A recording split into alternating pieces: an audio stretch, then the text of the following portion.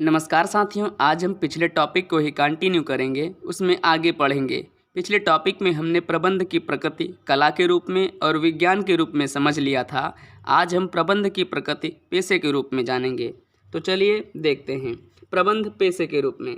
सबसे पहले हम बात करते हैं पेशे की, यानी पेशा क्या होता है। विशिष्ट ज्ञान, योग्यता और अपने अनुभव के आधार पर किसी काम को करना क्या कहलाता है? वह कहलाता है पेशा। जैसे एक डॉक्टर है, वह ऐसे ही डॉक्टर नहीं बन जाता, बल्कि उसको एक निश्चित पढ़ाई करनी होती है और उसको उस क्षेत्र में विशिष्ट योग्यता ज्ञान हासिल करना होता है। तब जाकर वह अपने क्षेत्र का विशेषज्ञ बन जाता है, यानी डॉक्टर बन जाता है, और यही पेशा कहलाता है। आगे देखते हैं। पेशे को इस प्रकार परिभाषित किया जा सकता है, इसकी परिभाषा इस प्रकार है। व्यक्ति अपने क्षेत्र में पूर्ण रूप से कुशल एवं दक्ष होता है। उदाहरण के तौर पर डॉक्टर, वकील, सीए आदि, ये सभी अपने अपने क्षेत्र में पूर्ण रूप से कुशल होते हैं। अब आगे बात करते हैं प्रबंध का अर्थ पेशे के रूप में। प्रबंध करने के लिए कुछ विशिष्ट ज्ञान एवं अनुभव की आवश्यकता होती है। आज हम लोग देखते हैं कि वर्तमान में जो भी व्यवसाय बड़े पैमाने पर सफलता प्राप्त कर रहे हैं या अपने व्यवसाय की वृद्धि कर रहे हैं, तो वे कहीं ना कहीं कुछ नियमों के आधार पर, कुछ विशिष्टताओं के आधार पर एक अच्छे प्रबंध के कारण ही हो रहा है ना। एक अच्छे प्रबंधक ने अच्छा प्रबंध कब किया होगा? जब उसने कोई डिग्री या विशिष्ट योग्यता हासिल की होगी, उसके बारे में अच्छे से पढ़ाई की होगी, उसका सैद्धांतिक ज्ञान उसने अर्जित किया होगा, है ना। तब उसने अच्छा प्रबंध किया होगा, तभी तो वह अपनी विशिष्ट योग्यता और कुशलता के आधार पर अच्छे प्रबंध का संचालन अपने व्यवसाय में किया होगा, है ना। आगे अब हम बात करते हैं कि पेशे में क्या क्या विशेषताएं होती हैं। अगर प्रबंध में इनकी विशेषताएं होंगी तो हम कह सकते हैं कि प्रबंध एक पेशा है। पेशे की विशेषताएं: पहली, भली भांति परिभाषित ज्ञान का समूह। दूसरी, प्रतिबंधित प्रवेश। तीसरी विशेषता, पेशेवर संघों की उपस्थिति। चौथी, नैतिक आचार संहिता। पांचवी, सेवा का उद्देश्य। अब हम बारी बारी से इन सभी विशेषताओं के बारे में जानेंगे, ठीक है। तो चलिए आगे देखते हैं। पहली विशेषता है भली भांति परिभाषित ज्ञान का समूह।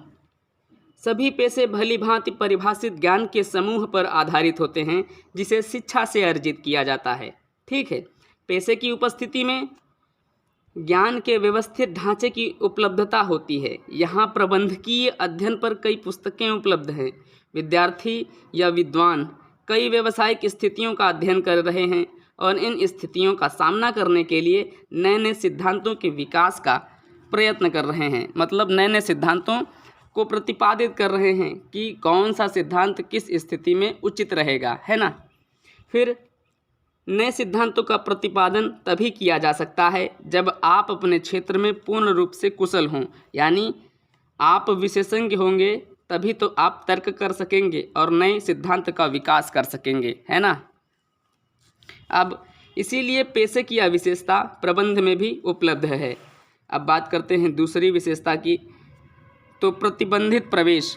एक पेशे में प्रवेश आप तभी ले सकते हैं जब आप उस पेशे में कुशल होंगे और आपके पास उस पेशे से संबंधित डिग्री होगी और उस पेशे के लिए आपने परीक्षा दी होगी। यानी पेशे में प्रतिबंधित प्रवेश का मतलब यह होता है कि बिना परीक्षा और डिग्री के पेशे में प्रवेश प्रतिबंधित होता है।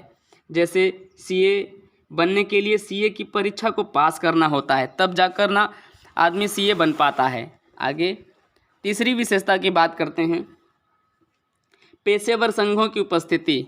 तो पेशेवर संघों की उपस्थिति में है सभी पेशे किसी न किसी संगठन से जुड़े होते हैं जो इसमें प्रवेश का नियमन करते हैं, यानी नियम बनाते हैं, कानून बनाते हैं। ये नियम प्रणाली निर्धारित करते हैं और वे उन क्षेत्र में कार्य करने के लिए प्रमाण पत्र भी जारी करते हैं कि सर्टिफाइड कर देते हैं कि हाँ आप इसमें काम कर सकते हो। मतलब इसका कहने का यह है कि सभी पेशों के लिए संगठन स्थापित किए गए हैं और उन प्रत्येक पेशेवर को कोई भी पेशा प्रारंभ करने से पहले संबंधित पेशेवर संघों के साथ स्वयं को पंजीकृत करवाना पड़ता है, ठीक है। प्रबंध के मामले में राष्ट्रीय और अंतर्राष्ट्रीय स्तर पर कई प्रबंधकीय संघ स्थापित किए गए हैं। जिनकी सदस्यता के लिए कुछ नियम हैं तो कुछ पारंपरिक नियम हैं। उदाहरण के तौर पर नई दिल्ली में एम्स, कलकत्ता में NIPA आदि। परंतु कानूनी रूप से पंजीकरण द्वारा इन संगठनों का हिस्सा बनना अनिवार्य नहीं है। इसलिए वर्तमान में पेशे की यह विशेषता प्रबंध में उपस्थित नहीं है, परंतु यह जल्दी से जल्दी शामिल हो जाएगी और वैधानिक स्वीकृति भी प्राप्त कर लेगी। अब चौथी विशेषता देखते हैं पेशे की, नैतिक आचार संहिता। प्रत्येक पेशे के लिए पेशेवर संगठनों द्वारा एक निश्चित आचार संहिता बनाई गई है जो उस पेशे के सभी पेशेवरों को बांध कर रखती है। यानी पेशेवर व्यक्तियों को अपने पेशे से संबंधित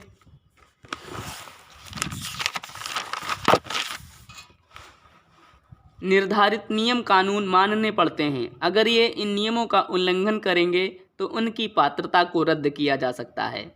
प्रबंध के मामले में प्रबंधकों के नैतिक व्यवहार पर बल दिया जा रहा है। ऑल इंडिया मैनेजमेंट एसोसिएशन यानी एम्स ने भारतीय प्रबंधकों के लिए एक आचार संहिता कोड ऑफ कंडक्ट तैयार की है, परंतु कानूनी रूप से सभी प्रबंधकों के लिए एम्स के साथ पंजीकृत होना और नीति संहिता द्वारा बाध्य होना अनिवार्य नहीं होता। यह जरूरी नहीं होता है कि वो जरूर उस संस्था के सदस्य हों। ठीक, इसलिए वर्तमान में पेशे की अविशेषता प्रबंध में उपस्थित नहीं है, परंतु अतिशीघ्र यह भी वैधानिक रूप से शामिल हो जाएगी। ठीक है, अब पांचवी विशेषता देखते हैं पेशे की, सेवा का उद्देश्य। पेशे का मूल उद्देश्य निष्ठा एवं प्रतिबद्धता होती है, मतलब जिस क्षेत्र में आप लगे हो उसको पूरी लगन और मेहनत के साथ करते हो, तथा अपने ग्राहकों के हितों की साधना, मतलब अपने ग्राहकों के हमेशा हित के बारे में सोचते हो। एक वकील यह सुनिश्चित करता है कि उसके मुवक्किल को न्याय मिले, यानी प्रत्येक पेशे का मूल उद्देश्य पूर्ण निष्ठा के साथ अपने ग्राहकों की सेवा करना होता है ना। जबकि प्रबंध का मूल उद्देश्य लक्ष्य की प्राप्ति करना होता है। उदाहरण के लिए एक व्यावसायिक संगठन का लक्ष्य लाभ को अधिकतम करना होता है, परंतु आज के समय में केवल लाभ को अधिकतम करना किसी उपक्रम का एकमात्र लक्ष्य हो सकता है। बाजार में अधिक समय तक कायम रहने के लिए व्यवसायी को आर्थिक उद्देश्यों के साथ साथ सामाजिक उद्देश्यों को भी महत्व देना चाहिए। इसलिए वर्तमान में पेशे की यह विशेषता प्रबंध में उपस्थित नहीं है, परंतु शीघ्र ही यह शामिल हो जाएगी। अब हम बात करते हैं प्रबंध की प्रकृति पेशे के रूप में का पूरा निचोड़ जो है वो क्या कहता है। तो पेशे की विशेषताओं की तुलना प्रबंध के साथ करने पर हम यह निष्कर्ष निकाल सकते हैं कि वर्तमान में पेशे की सभी विशेषताएं प्रबंध में उपस्थित नहीं हैं, लेकिन जल्दी से जल्दी वैधानिक स्वीकृति के साथ प्रबंध में शामिल हो जाएंगी। यानी कानून द्वारा उनको मान्यता दे दी जाएगी कि ये सारी विशेषताएं प्रबंध में भी पाई जाएंगी। ठीक है, इसलिए हम कह सकते हैं कि प्रबंध पेशा बनने के पथ पर है, रास्ते पर है, यानी विकास कर रहा है। आज इसे पूर्ण रूप से पेशा बनने की मान्यता नहीं मिली है, जैसे डॉक्टर, वकील, CA आदि को मिली है, लेकिन भविष्य में इनको मान्यता जरूर मिलेगी। आज के लिए इतना ही, धन्यवाद।